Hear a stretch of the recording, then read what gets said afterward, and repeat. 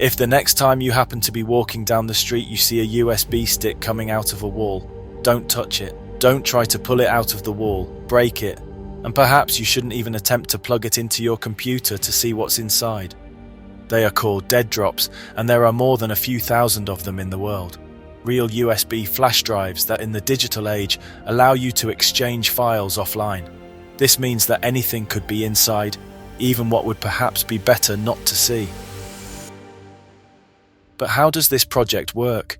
It all starts with USB flash drives, which were one of the key devices in the spread of digital in the early 2000s, because they allowed people to carry files and access digitized resources when the cloud did not yet exist due to lack of fast broadband connections. They have become less useful as most online storage and collaboration services allow large files to be shared in very little time, plus with the cybersecurity that only big tech can offer. Yet the market for USB flash drives is still alive, perhaps because some generations prefer to have a physical medium, or perhaps because the idea of a device makes us feel more secure and in control than the cloud. But with the Dead Drops project, perhaps they are not so safe. The name Dead Drops is in fact a curious term. It comes from the world of espionage and indicates the exchange of information using a secret location to which the receiver shows up after the one offering the information.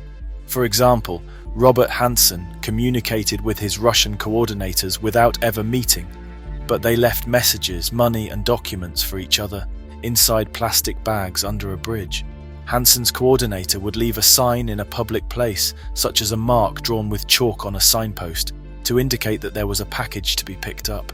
This is what is meant by dead drop, a shipping method also used on the deep web, for example. So many anonymous flash drives are sold there as well and arrive conveniently by mail. It offers many advantages over meeting in person. The communicating people are never seen together, nor do they have to give each other an appointment. It is not necessary for one of the people to know who the other is, which is a great advantage if one of them is arrested. Thus, we are talking about completely anonymous communications.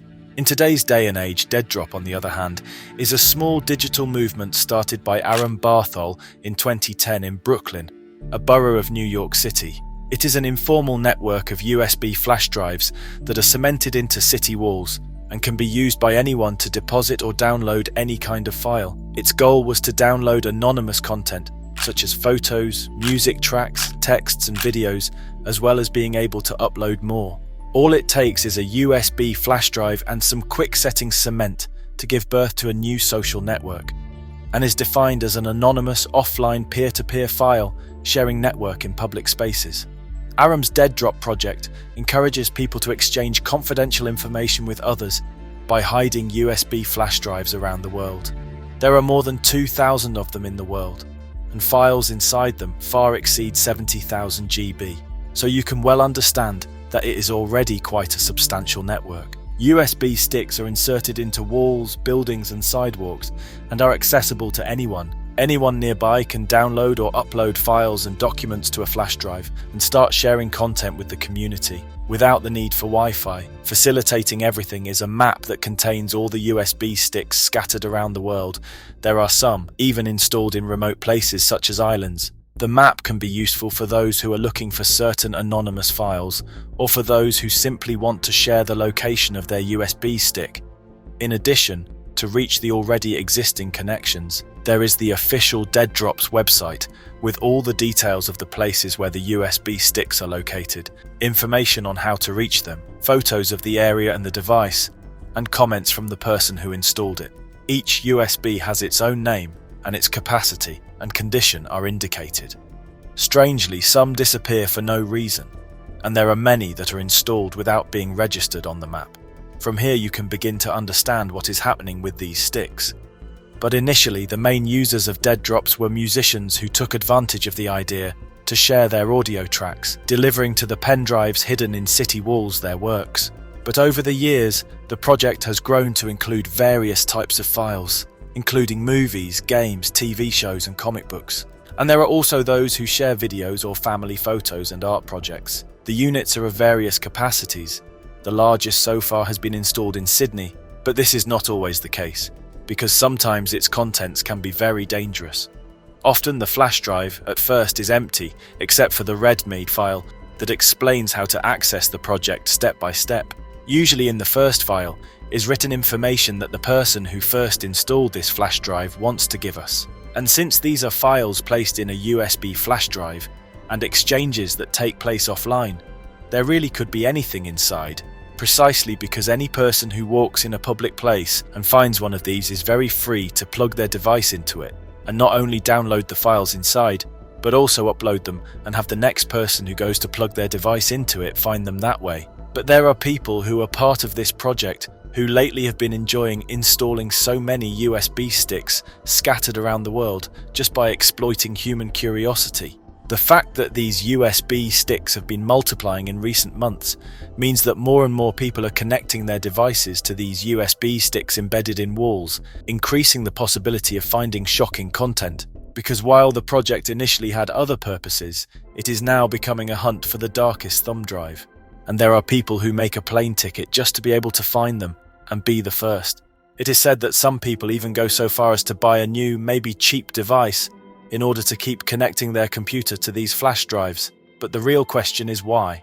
For example, a German journalist found a dead drop with information on how to make a certain type of illegal drug, as well as recipes for several deadly poisons. But the most dangerous thing he discovered was an instruction on how to make a bomb, information that even a 15-year-old boy might find best not to receive.